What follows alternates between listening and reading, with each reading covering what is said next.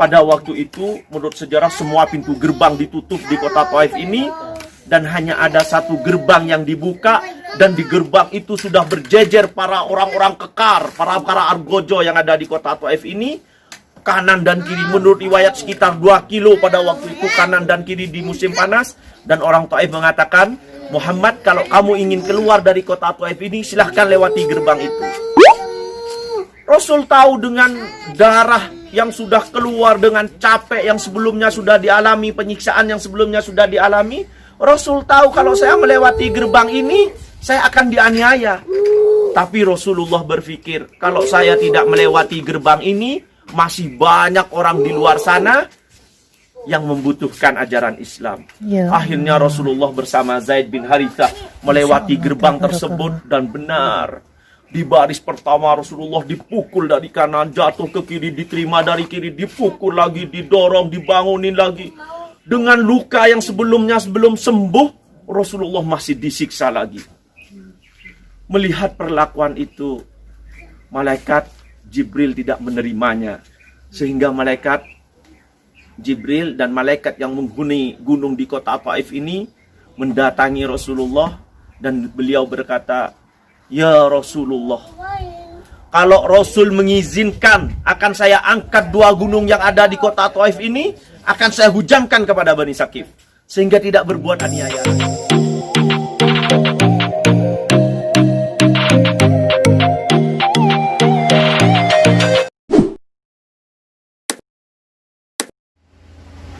Assalamualaikum warahmatullahi wabarakatuh.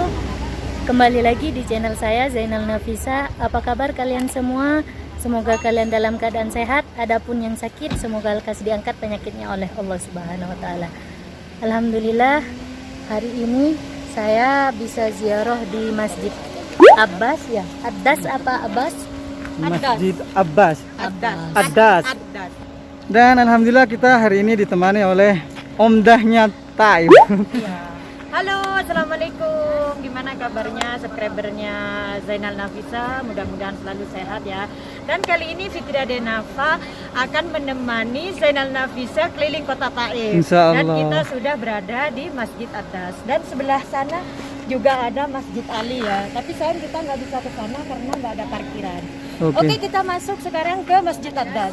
Bismillahirrahmanirrahim. Assalamualaikum warahmatullahi wabarakatuh. Waalaikumsalam. Bismillahirrahmanirrahim. Alhamdulillahirabbil alamin wa bihi nasta'inu ala umurid dunya waddin, wassalatu wassalamu ala asyrofil anbiya'i wal mursalin wa ala alihi washabbihi ajma'in. Amma ba'du. Syukur alhamdulillah, selawat serta salam mudah-mudahan tetap tercurah limpahkan kepada junjungan kita Nabi besar Muhammad sallallahu alaihi wasallam. Saya ucapkan selamat datang untuk rombongan dari sahabati yang dari kota Jeddah, dan alhamdulillah sekarang kita berada di suatu tempat yang disebut dengan perkampungan Addas. Apabila kita mengunjungi suatu tempat tidak mengetahui sejarahnya, maka niscaya tempat yang seperti ini di Indonesia sangat banyak. Namun kenapa di musim haji, termasuk barusan lihat banyak yang ziarah, apalagi di musim umroh, karena tempat ini ada sejarahnya. Ini salah satu tempat yang subur yang ada di kota Taif, yang pernah dijaga oleh salah satu budak yang satu-satunya pada waktu Rasulullah berdakwah di kota Taif yang memeluk Islam. Namun sebelum saya menjelaskan sejarah tentang Sayyidina Addas, saya akan menjelaskan daerah sekitar ini, karena kita langsung ke tempat perkebunan ini. Di kota Taif itu dijuluki sebagai Bustanul Mekah. Jadi selain tempat bersejarah, Taif itu juga dijuluki sebagai Bustanul Mekah. Bustanul Mekah itu kebun atau taman dari kota Mekah. Kenapa demikian? Karena kota Taif itu adalah salah satu kota yang subur. Menurut riwayat, Nabiullah Ibrahim pernah berdoa mudah-mudahan di tanah Hijaz. Tanah Hijaz itu adalah daerah Arab, ada daerah yang subur, dia berdoa yang banyak buah-buahannya, dan insya Allah jawaban dari doa Nabiullah Ibrahim itu adalah kota Taif ini. Kenapa saya bawa ke tempat perkebunan ini? Supaya menjadi referensi atau gambaran atau bukti kepada sahabat-sahabat semua bahwa di daerah yang tandus, di daerah yang gersang, ternyata ada daerah yang subur. Kita bisa buktikan dengan adanya pertanian yang seperti kita lihat sekarang. Salah satu ciri dari tanah yang subur yaitu dengan adanya pohon pisang. Pohon pisang ini tidak bisa hidup kecuali di daerah yang lembab. Jadi memang kota Taif itu adalah daerahnya lembab. Dan nanti kita bisa lihat di tempat perkampungan Addas itu bukan hanya tanaman yang ciri khas dari Arab Saudi seperti delima atau anggur atau tin, tapi ada tanaman yang ada di Indonesia ternyata hidup di sini, seperti pepaya, seperti mangga, dan salah satunya pisang yang kita lihat. Oleh sebab itu nanti kita langsung menuju ke Masjid Addas dan saya akan ceritakan sejarah dari Masjid Addas. Jadi daerah sini adalah perkampungan Addas. Siapakah Addas? Mari kita lihat nanti di masjidnya. Oke. Masya Allah, tabarakallah ya. Tuh, di Saudi, tepatnya di kota Taif, ada pohon pisang, ada tanaman seperti jagung, dan ini kayaknya sawi ya. Khas apa sawi ini nggak tahu karena ini masih kecil. Jadi bagi teman-teman yang tahu ini sayuran apa bisa komen di Zainal Nafisa. Dan masya Allah itu ada petaninya yang lagi ngambil rumput. Ini banyak manfaatnya. Bijinya itu kalau setelah dibuka itu bagus untuk laki-laki. Cuman kulitnya Buat siapa kalau kulitnya? kulitnya buat ibu-ibu. Jadi nanti kalau beli rumah, beli delima, bijinya kasih bapak-bapak, kulitnya Kasih ibu-ibu. Dan kita bisa lihat ini salah satu contoh bangunan Taif terdahulu, masih belum menggunakan besi dan belum menggunakan semen. Ini saya nggak sendiri, bersama YouTuber dari Jeddah juga, yaitu Kak Asma TKW Arab Saudi. Ya sahabat, ini juga sama-sama dari Jeddah. Juga ini ditemani oleh YouTuber yang berada di kota Taif. Kota Taif. Pokoknya ikutin terus ya sahabat, jangan di skip. Pokoknya ikutin terus sampai videonya Selesai. Zainal Nafisa sampai selesai. Jadi sekarang kita masuk ke persis perkampungan Addasnya. Kita bisa lihat yang saya ceritakan tadi, ini ada pepaya, ada jambu, ada tin. Masya Allah, tabarakallah. Ini yang dimaksud bangunan zaman dulu belum menggunakan semen, dan itu namanya itu besi. Kalau yang di atas ini udah bangunan baru. Dan ini teman-teman adalah pohon tin. Oh iya, itu sangat-sangat udah matang. Udah matang tuh. Iya. Tapi tidak boleh ngambil ya karena belum ada. Oh, itu buahnya. Masya Allah, tabarakallah. Itu juga ada pohon kurma yang masih muda, yang biasa disebut rutop. Oke, stay tune terus videonya, jangan di skip. Jangan lupa like, komen, share ke sosial media kalian. Subscribe bagi yang belum subscribe agar saya selalu semangat bikin video-video tentang seputaran Arab Saudi, khususnya yang ada di Jeddah dan Mekah. Dan alhamdulillah saya ada kesempatan berziarah ke kota Taif. Dan di depan itu banyak YouTuber. Ada yang dari kota Jeddah dan ada yang dari kota Taif. Ada Kak Fitri Adenafa, Kak Asma TKW Arab Saudi, dan Kak Sahabat Salam. Jadi karena memang kita sekarang dalam kondisi pandemi COVID-19, jadi masjid untuk tempat-tempat yang biasa dikunjungi itu masih ditutup. Dan di belakang saya ini adalah tempat pembudidayaan tanaman hias. Karena kenapa? Karena memang di kota Taif itu daerahnya seperti di Indonesia, tropis, tidak terlalu panas di musim panas, sehingga memang cocok untuk budidaya tanaman hias. Ini ada tanaman-tanaman seperti cemara, seperti bunga mawar dan sebagainya. Namun sebelum ke sini, saya mau jelaskan dulu tentang Masjid Addas. Kalau boleh tahu Ustadz, Masjid Addas itu posisinya di mana sih? Nah, Masjid Addas di belakang kita. Ini sahabat katanya di belakang. Nanti kita bisa lihat juga dari depan dengan mengangkat kamera aja. Iya. Siapakah Addas? Jadi ada, jangan sampai salah ya, ada Masjid Abbas. Masjid Abbas nanti kita kunjungi juga. Ada Masjid Addas. Siapakah Addas? Addas adalah salah satu budak satu-satunya yang memeluk agama Islam pada waktu Rasulullah berdakwah di kota Taif. Jadi saya sedikit menceritakan supaya ini ada gambaran bahwa kota Taif itu adalah salah satu bukti bagaimana perjuangan Rasulullah dalam berdakwah. Bagaimana cintanya Rasulullah kepada umatnya, yaitu tepatnya yang terjadi di kota Taif ini. Salah satunya sejarah tentang Masjid Addas ini. Setelah Rasulullah merasa tidak aman di kota Mekah dengan meninggalnya dua orang tercintanya, yaitu seorang paman yang membantu Rasulullah dari segi keamanan, Abu Talib, dan setelah meninggalnya Siti Khadijah, seorang istri yang sangat membantu Rasulullah dari pendanaan dakwah. Dengan meninggalnya kedua orang tercintanya itu, akhirnya Rasulullah berpikir untuk meninggalkan kota Mekah karena sudah tidak nyaman lagi di kota Mekah. Kenapa kota yang dituju adalah kota Taif? Jadi perlu diketahui sahabat-sahabat semua, ada 3 tempat yang paling bersejarah bagi Rasul selama di Arab Saudi. Nomor 1, kota Mekah tempat kelahirannya. Nomor 2 bukan Madinah. Kota nomor 2 yang paling bersejarah bagi Rasul adalah kota Taif.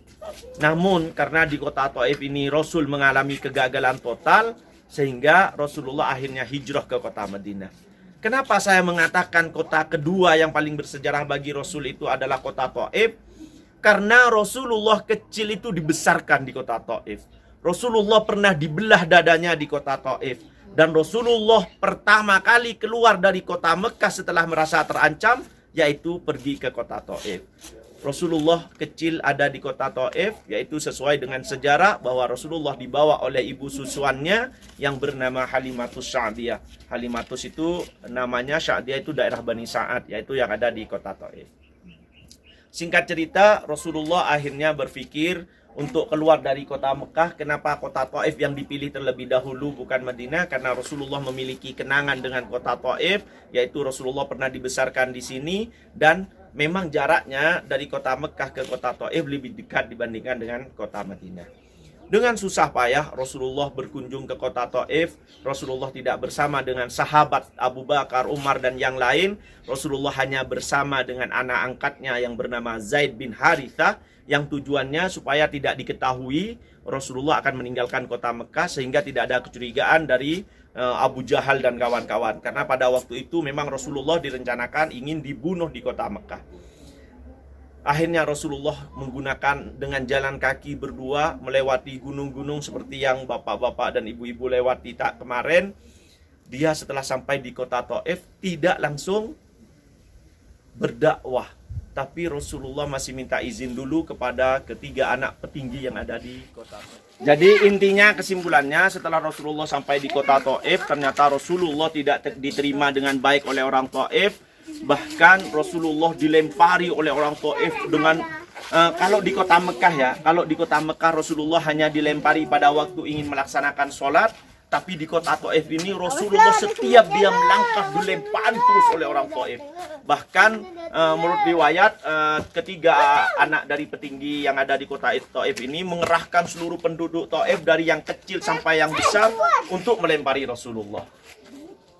Zaid bin Harithah selaku anak angkat atau selaku teman yang dibawa oleh Rasulullah selalu berusaha melindungi Rasulullah. Diriwayatkan juga pada waktu itu saking beratnya penyiksaan yang diberikan oleh orang Taif kepada Rasulullah, seandainya kamu melihat Zaid bin Harithah, yaitu teman yang diajak oleh Rasulullah, maka niscaya kamu tidak akan mengenalinya, saking banyaknya luka yang dihadapi oleh Zaid bin Harithah. Darah sudah mulai mengalir, penyiksaan terus dilakukan oleh orang Taif, dan pada akhirnya Rasulullah berkata kepada orang Taif, Ya Bani Thaqif, katanya. Ya wahai masyarakat Taif. Bani Thaqif itu adalah masyarakat yang menghuni kota Taif pada waktu itu. Ya Bani Thaqif, katanya. Kalau kamu tidak mengizinkan saya berdakwah di kota Taif ini, tolong izinkan saya keluar dari kota Taif ini. Rasulullah bukan tipe orang yang mudah menyerah. Berarti kalau Rasulullah sudah menyerah, saking beratnya, saking besarnya penderitaan yang dialami oleh Rasulullah. Apa jawaban dari orang Taif? Tidak bisa Muhammad, kamu sudah masuk ke kota Taif ini, tidak bisa keluar kecuali dalam keadaan mati. Namun Rasulullah dibantu oleh Allah melalui musuh Rasul juga. Ada salah satu pendapat dari Bani Thaqif yang berbeda. Ada salah satu orang mengatakan, jangan bunuh Muhammad di sini, katanya. Muhammad itu dari kabilah Quraisy. Kabilah Quraisy itu dari dulu memang terkenal dengan militernya yang kuat. Karena kenapa? Abu Jahal itu Quraisy, paman Rasul. Abu Lahab Quraisy. Jadi kata yang satu ini, kalau Muhammad dibunuh di sini, orang Quraisy akan menyerang kita, katanya. Jadi lebih baik kita bikin tobat saja sehingga Muhammad tidak kembali lagi ke kota Taif.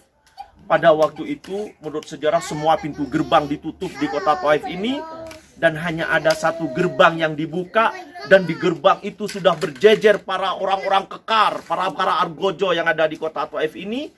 Kanan dan kiri, menurut riwayat sekitar 2 kilo pada waktu itu. Kanan dan kiri di musim panas. Dan orang Taif mengatakan, Muhammad, kalau kamu ingin keluar dari kota Taif ini, silahkan lewati gerbang itu.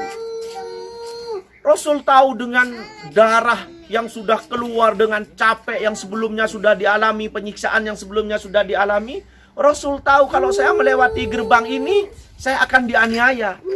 Tapi Rasulullah berpikir, kalau saya tidak melewati gerbang ini, masih banyak orang di luar sana yang membutuhkan ajaran Islam.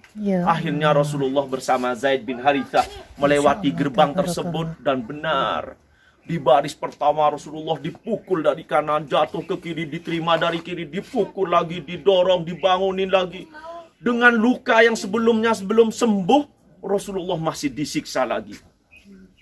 Melihat perlakuan itu, malaikat Jibril tidak menerimanya. Sehingga malaikat Jibril dan malaikat yang menghuni gunung di kota Taif ini mendatangi Rasulullah. Dan beliau berkata, ya Rasulullah, kalau Rasul mengizinkan, akan saya angkat 2 gunung yang ada di kota Taif ini, akan saya hujamkan kepada Bani Thaqif, sehingga tidak berbuat aniaya lagi. Saking tidak terimanya. Ada dulu.